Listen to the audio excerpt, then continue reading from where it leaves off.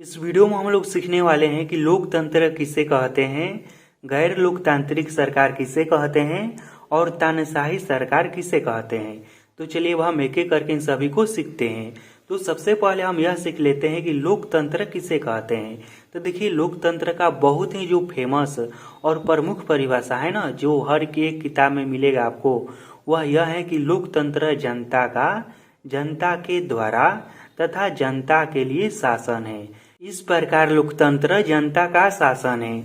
इसमें देखिए क्या होता है, जो राजा होता है, जो शासन करने वाला होता है ना, वह जनता के द्वारा चुना गया रहता है।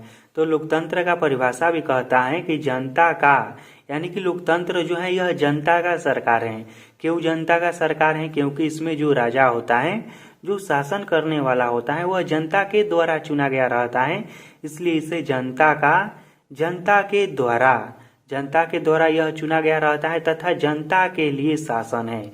यह शासन किसके लिए होता है? तो जनता के लिए होता है। तो इस प्रकार लोकतंत्र जनता का शासन है। इसका यह जो परिभाषा है आप लोग याद कर लीजिएगा, और यही सबसे महत्वपूर्ण परिभाषा है। यही परिभाषा आपको हर एक जगह मिलेगा। और भारत में कौन सा सरकार है? तो भारत में लोकतांत्रिक सरकार है। इसमें क्या होता है, देखिए, लोग चुनाव में खड़ा होते हैं और उनको चुनता कौन है? उनको जनता चुनता है कि किसे क्या बनाना है। तो इस प्रकार से जो जनता चुनता है जिसको, वही शासन करता है। तो इस तरह की जो शासन व्यवस्था है उसे लोकतांत्रिक शासन व्यवस्था कहते हैं। अब हम समझते हैं कि गैर लोकतांत्रिक सरकार किसे कहते हैं। तो देखिए, जिस सरकार के गठन में जनता की भागीदारी नहीं होती है उसे गैर लोकतांत्रिक सरकार कहते हैं। ऐसी सरकार में जनता के सारे राजनीतिक अधिकार समाप्त हो जाते हैं। देखिए, जिस सरकार के गठन में जनता का कोई भागीदारी नहीं होता है उसे ही गैर लोकतांत्रिक सरकार कहते हैं।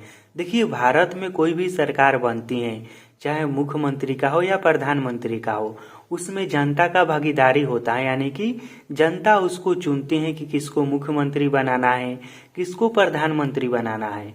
अब यहीं पर जनता का पक्ष हटाकर, यानी कि जनता से न चुनवाया जाए, किसी दूसरे तरह से वहाँ का सरकार बन जाए, वहाँ का मुख्यमंत्री या प्रधानमंत्री या राष्ट्रपति किसी दूसरे तरीका से बन जाए, उसको जनता न चुने, तो इस प्रकार की जो सरकार होगी उसे गैर लोकतांत्रिक सरकार कहेंगे।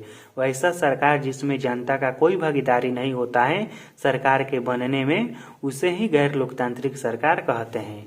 अब हम समझते हैं कि तानाशाही सरकार किसे कहते हैं। तो देखिए, जब एक व्यक्ति अथवा कुछ व्यक्तियों के पास देश का पूरा शासन होता है तो ऐसी सरकार बल और क्रूरता से हासिल किया हुआ रहता है, और इस प्रकार के सरकार को तानाशाही सरकार कहते हैं।